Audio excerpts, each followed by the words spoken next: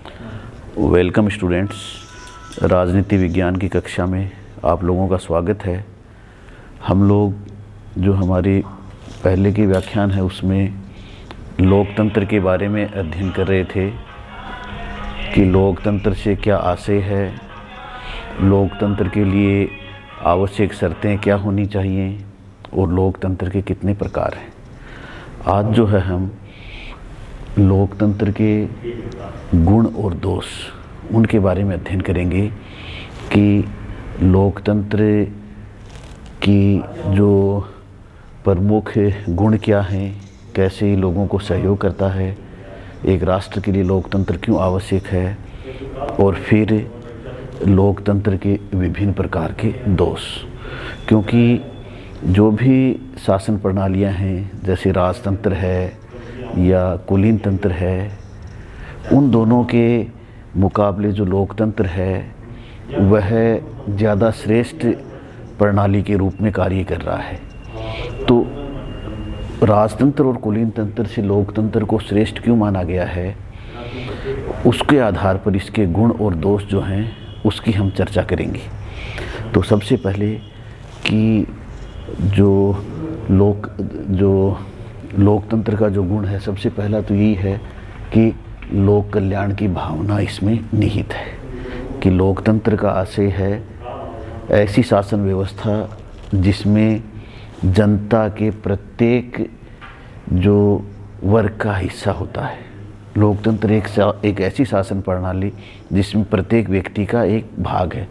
इसलिए लोकतंत्र में अपने परिभाषा के आधार पर या स्वभावतः ही जन समुदाय की सामूहिक हित की भावना, जन कल्याण के हित की भावना निहित है। दूसरा जो है कि लोकतंत्र लोकप्रिय शासन व्यवस्था को प्रोत्साहन देता है। कि जैसा कि हम देखते हैं कि लोकतंत्र में शासन पर जो शासन का निर्माण या शासन को निर्माण करता जनता है, जनता के द्वारा ही उस पर नियंत्रण रखा जाता है और जनता ही के प्रति ही वह जवाबदेही रखता है। तो लोकतंत्र जो है एक श्रेष्ठ शासन प्रणाली के रूप में या सर्वोत्तम शासन व्यवस्था है, क्योंकि यह जनता के द्वारा निर्वाचित है और जनता के द्वारा नियंत्रित है और जनता के प्रति ही उत्तरदायी भी है। इसलिए लोकतंत्र में क्या है, जन कल्याण की भावना निहित है। ये एक सर्वोच्च जो शासन व्यवस्था है। इसके साथ साथ जब लोकतंत्र की सामान्य जनता के जो मनोवैज्ञानिकता के अनुकूल है, क्योंकि लोकतंत्र के अंतर्गत जो सामान्य जनता है वह अपने आप को उससे जुड़ा हुआ पाती है। और जनता जब स्वयं शासन का निर्माण करती है या जनता के द्वारा शासन होता है, तब जनता को मनोवैज्ञानिक रूप से ऐसा लगता है कि चाहे वो कैसा भी शासन व्यवस्था हो, वो उसके द्वारा निर्वाचित शासन है। इसलिए उसके फैसले उसे मानने के लिए या विरोध नहीं करते हैं, उसके फैसले वो मानते हैं, क्योंकि मनोवैज्ञानिक रूप से उन्हें लगता है कि शासन में कहीं ना कहीं उनकी भी हिस्सेदारी है। उन्होंने भी वयस्क मताधिकार के आधार पर शासन का निर्माण किया है। इसके अलावा कि लोकतंत्र के द्वारा जो राजनीतिक शिक्षा प्रदान की जाना, कि अनेक ऐसे मुद्दे हैं जिनको साधारण जनता के द्वारा समझा नहीं जा सकता है। तो उन मुद्दों को समझाने के लिए लोकतंत्र के अंतर्गत जो विभिन्न राजनीतिक दल हैं या जो नेता हैं, वे आसान भाषा में साधारण तरीके से उन मुद्दों को, जटिल मुद्दों को जनता को समझाते हैं और उसके आधार पर जो है जनता को राजनीतिक शिक्षा या राजनीतिक जागृति प्राप्त होती है। और जैसे बार बार जैसे चुनाव होते हैं, तो उन चुनावों के होने से भी जनता जो है वह राजनीतिक रूप से वो है सक्रिय होती है, जागरूक होती है। इसके अलावा कि देशभक्ति का प्रोत्साहन, लोकतंत्र क्या है, एक देशभक्ति का स्रोत है। जिस दिन मतदान होता है उस दिन समस्त जो राज्य के जो मताधिकार प्राप्त हैं, सार्वजनिक वैश्य मताधिकार के आधार पर जनता जब वोट डालती है तो उनमें एक देशभक्ति की भावना होती है। लोग तैयार होकर, महिलाएं गीत गाते हुए वोट डालने जाती हैं, तो उनमें क्या है कि ये राष्ट्र के प्रति या राष्ट्र के विभिन्न कानूनों के प्रति, विभिन्न संस्थाओं के प्रति आदर की भावना उसमें लोकतंत्र के अंतर्गत देखी जा सकती है। इसके अलावा कि लोकतंत्र जो है वह एक ऐसी शासन प्रणाली है जो सभी लोगों को साथ लेकर चलती है, जिसमें कि जिस माइनॉरिटी अगर कहें हम, अल्पसंख्यक समुदाय है, उसका भी लोकतंत्र के अंदर प्रतिनिधित्व होता है। इसलिए लोकतंत्र जो है वह समस्त जो राष्ट्र है उनके लोगों का भागीदारी सुनिश्चित करता है। इसके अलावा लोकतंत्र में कि अंतर्राष्ट्रीय शांति का समर्थक, लोकतंत्र जो है वह अंतर्राष्ट्रीय स्तर पर वसुधैव कुटुंबकम की भावना रखता है। सभी लोगों में एक प्रेम भाव बना रहे, इस प्रकार की भावना लोकतंत्र के सिद्धांतों में निहित होती है। समानता और स्वतंत्रता के सिद्धांत पर आधारित होता है कि राष्ट्र के अंदर जितने भी नागरिक हैं उन सभी नागरिकों को नागरिक समानता प्राप्त हो, राजनीतिक समानता प्राप्त हो। समानता के आधार जो न केवल उन्हें विधि के समक्ष समानता प्राप्त हो, बल्कि जो सार्वजनिक वितरण प्रणाली है या रोजगार के विभिन्न अवसर हैं वे भी उन्हें प्राप्त हों, ऐसा लोकतंत्र के अंदर संभव है। और इसके अलावा कि जो समानता और स्वतंत्रता के अलावा जो है लोकतंत्र आपसी विचार विनिमय को बढ़ावा देता है, समझौते की भावना उत्पन्न करता है। क्योंकि जो तानाशाही कहें या अधिनायकवाद कहें या साम्यवाद कहें, ये एक भय के आधार पर निर्मित होते हैं, जबकि लोकतंत्र समानता और स्वतंत्रता के आधार पर है। इसलिए जनता में जो अच्छे गुण हैं कि एक दूसरे का सहयोग करना, सहिष्णुता की भावना लाना, आपस में विचार विमर्श करना, समझौते की भावना पैदा करना, ये क्या है, एक लोकतंत्र का कार्य ही संभव है। इसके अलावा जो है लोकतंत्र विज्ञान का श्रेष्ठ प्रतिपादक, कि लोकतंत्र क्या है, विज्ञान की वृद्धि में सहायक होता है। लोकतंत्र आधारित है जन स्वीकृति पर, जनता की सहमति पर आधारित। और जो इसी प्रकार से जो विज्ञान है, विज्ञान के अंदर भी स्वतंत्र सोच जो है उसकी आवश्यकता होती है, और लोकतंत्र इस प्रकार की स्वतंत्र सोच के लिए सहायक है कि एक ओपन सोसाइटी जो है उसके अंदर ही विज्ञान का विकास संभव है, और उसी जो ओपन सोसाइटी है उसके अंदर ही जो है लोकतंत्र का भी विकास संभव है। इसलिए लोकतंत्र जो है वह, इसके अगर हम गुण देखें तो गुणों के अंतर्गत ये एक राष्ट्रीय भावना की वृद्धि करता है, लोगों में भाईचारे में, सहिष्णुता में, विचार विनिमय करने में वृद्धि करता है, विज्ञान और जो विश्व शांति का समर्थक है। इसके अलावा लोकतंत्र समानता में, स्वतंत्रता में, इनमें विश्वास करता है। अगर लोकतंत्र के अंदर ही ये संभव हो सकता है कि जैसे अगर भारत की हम बात करें कि भारत जैसे देश में साधारण जो व्यक्ति है वह भी राष्ट्र के उच्च पद तक पहुंच सकता है। ये करामात किसकी है? लोकतंत्र की है। क्योंकि लोकतंत्र के अंदर ही व्यक्ति जो है वह अपने स्वयं के कार्यों के आधार पर सर्वोच्च पद भी प्राप्त कर सकता है। ये एक लोकतंत्र की बहुत अच्छी खूबसूरती है। इसलिए लोकतंत्र जो है वह इन विभिन्न गुणों के कारण विश्व के अधिकांश देशों में बना हुआ है। अब जो लोकतंत्र की अगर हम दोष की बात करें, लोकतंत्र की बुराइयां हम करें, आलोचना की बात करें, तो जो विद्वान हैं जैसे कार्लाइल है, कार्लाइल ने कहा है कि लोकतंत्र है अयोग्य व्यक्तियों का शासन है, लोकतंत्र मूर्खों का शासन है।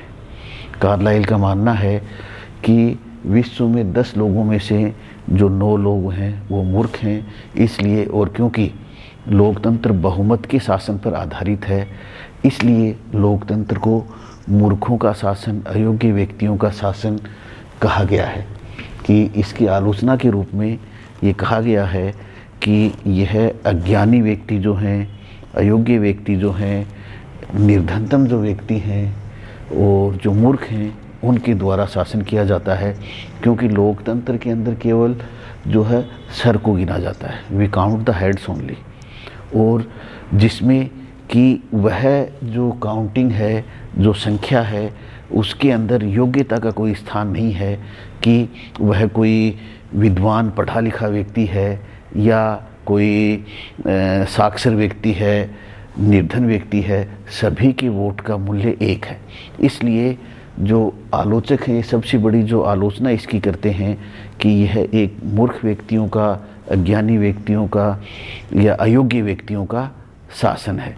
इसके अलावा लोकतंत्र की जो आलोचना है कि इसमें समय और धन का अपव्यय होता है, कि लोकतंत्र एक ऐसा है जिसमें कि लंबे समय तक जो है वह प्रक्रिया चलती है और जो धन है उसका भी अपव्यय होता है। सरकारी मशीनरी जो है लोकतंत्र के संचालन में चुनावों के समय सक्रिय रहती है। विभिन्न प्रकार के जो मतदान प्रक्रिया में जो काम आने वाले जो इक्विपमेंट्स हैं उनके ऊपर खर्च व्यय होता है। इसलिए लोकतंत्र क्या है, समय का और धन का अपव्यय है।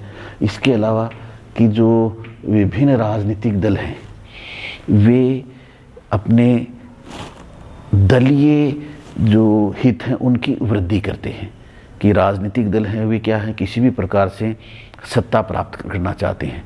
तो इस प्रकार से इसमें क्या है, एक भ्रष्टाचार में भी वृद्धि होती है। लोकतंत्र के लिए राजनीतिक दल अस्तित्व में आना आवश्यक है, लेकिन राजनीतिक दल अस्तित्व में आने के पश्चात वे किसी भी प्रकार से सत्ता प्राप्त करना चाहते हैं और इस सत्ता प्राप्त करने के लिए वे भ्रष्ट तरीकों का भी इस्तेमाल करते हैं, जिसमें कि एक भ्रष्ट राजनीतिज्ञ वर्ग और पेशेवर राजनीतिज्ञों का उदय होता है।